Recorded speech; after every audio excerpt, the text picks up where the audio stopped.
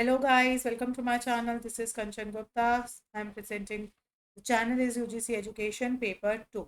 So as you can see on the screen, this is one of the teaching model है जो कि अभी जो 18 जून को पेपर हुआ था 2024 में, तभी इससे रिलेटेड क्वेश्चंस आए थे। तो ये एक तरीके से हाँ, हमारे कोर्स में भी है और इम्पोर्टेंट भी है। हमने अभी तक सिर्फ इंक्वायरी मॉडल पढ़ा था, लेकिन अब जो है हम लोग पढ़ेंगे सोशल इंक्वायरी मॉडल। ठीक है जी। तो चलिए स्टार्ट करते हैं, लेकिन स्टार्ट करने से पहले थोड़ी सी इन्फॉर्मेशन देना चाहेंगे।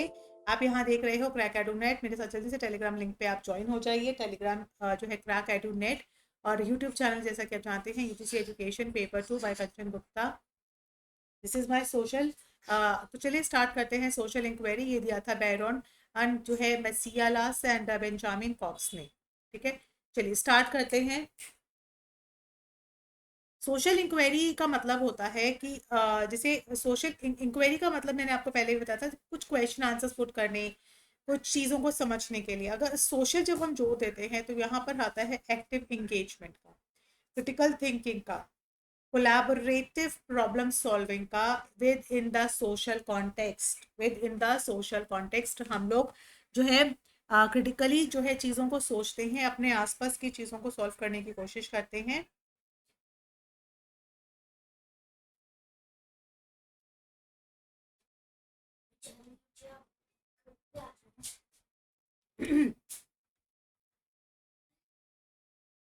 एंड देन उसके बाद की एलिमेंट्स पढ़ते हैं। जैसे हमने कहा ना, कोई भी अगर प्रॉब्लम है उसका हमें क्या करना है, क्रिटिकली हमें एनालिसिस करना है।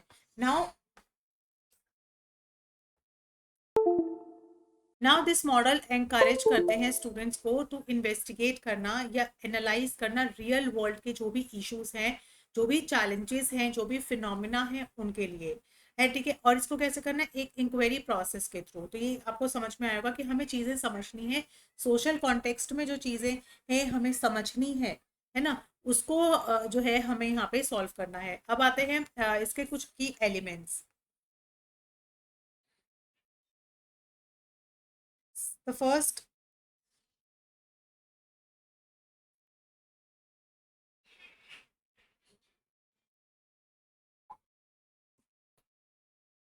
फर्स्ट आता है रियल वर्ल्ड रेलिवेंस, कि हमारे इस रियल वर्ल्ड में उसकी क्या रेलिवेंस है, क्या मोटिवेशन है, क्या कनेक्टिंग क्लासरूम्स। हमें अपनी जो क्लासरूम्स हैं उसको हमें प्रैक्टिकली कनेक्ट करना है, बच्चों को मीनिंगफुल एक्सपीरियंसेस प्रोवाइड करने हैं। फिर आता है इंक्वायरी बेस्ड लर्निंग। सेकेंडली हमें आता है कि हमें बच्चों को ना एक इंक्वायरी बेस्ड, कि क्यों ऐसे हो रहा है, बच्चे क्वेश्चंस पुट करें। ठीक है, डेटा को एनालिसिस करें कि ऐसा क्यों है, क्रिटिकली रिफ्लेक्शन करें, क्वेश्चंस पुट करें, ताकि उनके अंदर क्यूरियोसिटी बढ़े, इंटरडिपेंडेंस बढ़े, प्लस उनके अंदर एक डीपर अंडरस्टैंडिंग आए किसी न किसी भी कॉम्प्लेक्स इश्यूज को लेकर। ठीक है, वो समझे इसके ड्रॉबैक्स क्या है, उसका रेलिवेंस क्या है। सिर्फ एक आंखें बंद करके चीज़ों को ना ले।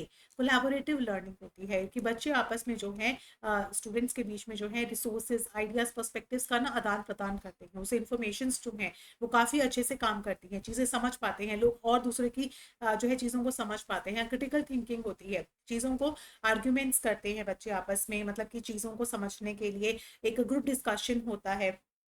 क्रिटिकल थिंकिंग जो स्किल्स होती है बेसिकली वो किस चीज़ से डेवलप की जाती है, क्वेश्चनिंग से, इवैल्यूएटिंग सोर्सेज से। जो भी हमारे सोर्सेज है उसको इवैल्यूएट करके देखा जाता है कि अगर ऐसा है तो कैसा है, और इन्फॉर्मेशंस को, जो भी इन्फॉर्मेशंस हैं हमारे पास, उसको सिंथेसिस किया जाता है, उसके ड्रॉबैक्स, फैक्ट्स, फिगर्स, सारी चीज़ों को यहाँ पे सिंथेसिस किया जाता है, सोसाइटी पे उसका इम्पैक्ट, ये सारी चीज़ें। तो रियल वर्ल्ड में रेलिवेंस, इंक्वायरी, कोलैबोरेटिव, क्रिटिकल, ये चारों पॉइंट्स बहुत इंपॉर्टेंट है। फिर आता है एक्शन का रिएक्शन क्या होगा, क्योंकि हमारी सोसाइटी इसमें इन्वॉल्व है। कि अगर मान लो हम झंडा लेके तो चल दिए, लेकिन भैया काफ़ी सोसाइटी में जो है यहाँ पे दंगे हो गए, फसाद हो गए, तो एक्शन का रिफ्लेक्शन भी हमें समझना है, क्योंकि जो रिफ्लेक्शन है वो एक मेटा कॉग्निटिव अवेयरनेस लेके आता है। ठीक है, फिर आता है कम्युनिटी इंगेजमेंट, क्योंकि सोसाइटी की बात कर रहे हैं तो इसमें expert, stake holders, community interact होगा ही होगा। ठीक है, तो उस मामले में हमें और ध्यान देना चाहिए। नाउ प्रमोटिंग, किस तरह के लर्निंग आउटकम्स यहाँ आते हैं, डीप अंडरस्टैंडिंग आती है कॉम्प्लेक्स इश्यूज के लिए।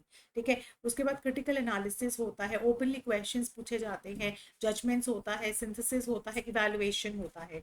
फिर आता है प्रॉब्लम सॉल्विंग स्किल्स, बच्चों की जो रियल वर्ल्ड चैलेंजेस जब हम देते हैं कि जाइए और सोसाइटी में जाके इस चीज़ का प्रचार कीजिए या इस चीज़ को जो है अगेंस्ट आवाज़ उठाइए, तो हम रियल वर्ल्ड में जाके ना चैलेंजेस करते हैं, जिससे हमारी प्रॉब्लम सॉल्विंग स्किल्स, मान लीजिए जैसे मैंने डॉरी के लिए आपको बार बार बोला है, डॉरी हमारे जो है सिस्टम में बहुत ही प्रीवेलेंट है, लेकिन ये नहीं होना चाहिए, इसके लिए आवाज़ उठानी। अब आवाज़ उठाने हमारी सोसाइटी में लोग गए तो हैं, प्रॉब्लम या तो सॉल्व होगी, और अगर नहीं हुई है तो क्यों नहीं हुई है, वाई, उसके पॉइंट्स हमें मिल जाएंगे। प्लस सिविक इंगेजमेंट होता है, यानी कि यहाँ पे जो हमारी कम्युनिटीज़ है ना वो भी इन्वॉल्व होती हैं, तो उनकी जो स्टेक है हमें उसका भी ध्यान रखना है, जो भी उनसे रिलेटेड इश्यूज हैं या उनके लिए भी हमें जो है ध्यान रखने की बात है। नाउ हमारे पास आते हैं इम्प्लीमेंटेशन स्ट्रैटेजी। जब हम इन सोशल इश्यूज में जाके भैया क्रिटिकल थिंकिंग कर रहे हैं, डीपर अंडरस्टैंडिंग बढ़ा रहे हैं, तो हमारी क्या स्ट्रैटेजी होनी चाहिए? सबसे पहले तो टॉपिक्स ऐसा डिसाइड करो, टॉपिक का सिलेक्शन ऐसा करो जो कि सबके लिए हित में हो, ठीक है, जो सबके हित में हो। टॉपिक का सिलेक्शन है ना होना चाहिए जो हमारे स्टूडेंट के इंटरेस्ट से रिलेटेड हो, कम्युनिटी से कंसर्न करता हो। फिर है स्ट्रक्चर्ड इंक्वायरी प्रोसेस, कि जो भी हम इंक्वायरी कर रहे हैं वो एक तरीके से स्ट्रक्चर्ड करें, प्रॉपर रिसर्च करके, प्रॉपर एनालिसिस करके, प्रॉपर जो है रिफ्लेक्शन करके। अब इसमें हमें पूरा सपोर्ट हमें एक दूसरे का मिलना चाहिए, तो हम प्रॉपर तरीके से जो है इंक्वायरी करेंगे। फिर आएगा कोलैबोरेटिव लर्निंग स्ट्रक्चर, कि हम कोलैबोरेशन करेंगे, क्योंकि ये जो है एक सोशल से डिपेंड करता है, तो हम फॉस्टर द कोलैबोरेशन, किस चीज़ से, ग्रुप वर्क करके, डिस्कशन करके, पीयर के फीडबैक्स लेके कोलैबोरेटिव लर्निंग करेंगे। फिर कैसे करेंगे इम्प्लीमेंटेशन के लिए, मतलब अगर जब हमें ये जो है सोशल इंक्वायरी मेथड को इम्प्लाई करना है इनटू द सोसाइटी, हमें किस तरह की स्ट्रैटेजीज की जरूरत होगी। हमें सबसे पहले तो टॉपिक कौन सा हमने लिया है उसके ऊपर डिपेंड करता है। दूसरा, हमें पूरे स्ट्रक्चर्ड तरीके से अपना एक परफॉर्मा, एक लेसन प्लान करना होगा। हमें एक कोलैबोरेशन की ज़रूरत है, क्योंकि हम सोसाइटी में काम करने जाने हैं, तो वी नीड समवन जिसमें हमें डिस्कशन कर सकें, जिसमें हम ग्रुप वर्क कर सकें। प्लस इंटीग्रेशन होना चाहिए टेक्नोलॉजी का, कि कौन कौन सी टेक्नोलॉजी हम लोग यूज़ कर रहे हैं। प्लस इसमें लास्ट में आता है असेसमेंट, यानी कि जो हमने इतनी मेहनत की है उसका क्या रिफ्लेक्शन निकल के आने वाला है, वो सारी चीज़ें। तो आई होप आपको ये क्लियर हो गया होगा यहाँ तक। अब आते हैं, क्योंकि ये बैरॉन और जो बेंजामिन कॉक्स हैं उनके पॉइंट्स में क्या कहते थे, कि जो कॉक्स और मेसिला है उन्होंने कहा कि जो स्कूल ही एक ऐसा सोशल सिस्टम है जो डेवलपमेंट लेके आ सकता है, हमारे क्रिएटिवली रिकंस्ट्रक्शन कर सकता है कल्चर को। तो स्कूल ही एक ऐसी सोसाइटी है, स्कूल ही एक ऐसी हमारी सोशल इंक्वायरी लेके आएगा जो हमारे बच्चों की क्रिटिकल थिंकिंग को डेवलप करेगा, इंक्वायरी मेथड मतलब इंक्वायरी जो कैपेबिलिटी है उसको डेवलप करेगा। फोकस आ गया हमारा टीचिंग मॉडल पे, आ जाओ। अब टीचिंग मॉडल पे क्या क्या होता है, फोकस होता है, सिंटेक्स होता है, सपोर्ट सिस्टम होता है। तो चलिए फोकस की बात करते हैं। हम बार बार यही बोल रहे हैं, हमारा फोकस किस पे होता है, हमारी लोकल कम्युनिटी पे, कि लोकल कम्युनिटी क्या सोचेगी, उसकी डीपर अंडरस्टैंडिंग पे हमारा फोकस होता है।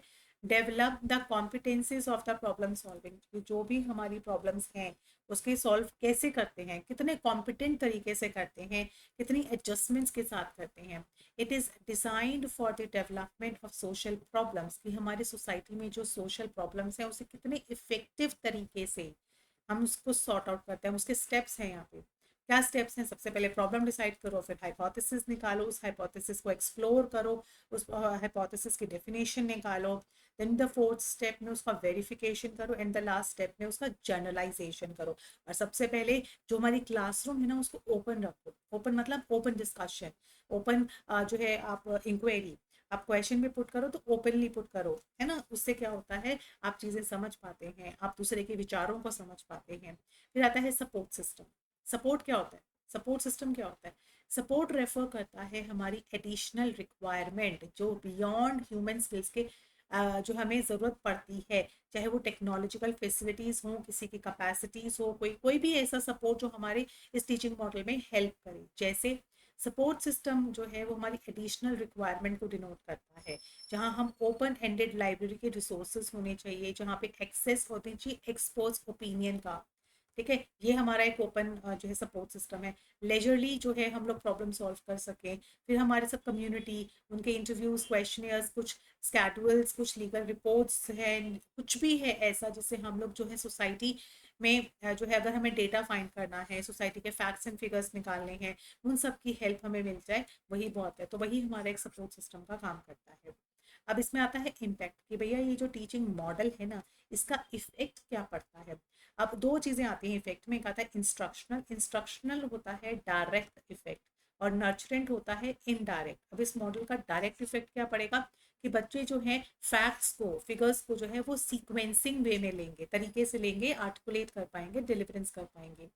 और इसका एनवायरमेंटली पे जो है इनडायरेक्टली इम्पैक्ट क्या पड़ेगा कि जो हमारे लर्नर्स हैं ना वो रिफ्लेक्टिव थिंकिंग जो है वो कर पाएंगे। तो ये हमारे पूरे टीचिंग मॉडल का इम्पैक्ट है। आई होप आपको ये सोशल इंक्वायरी मॉडल क्लियर हो गया होगा।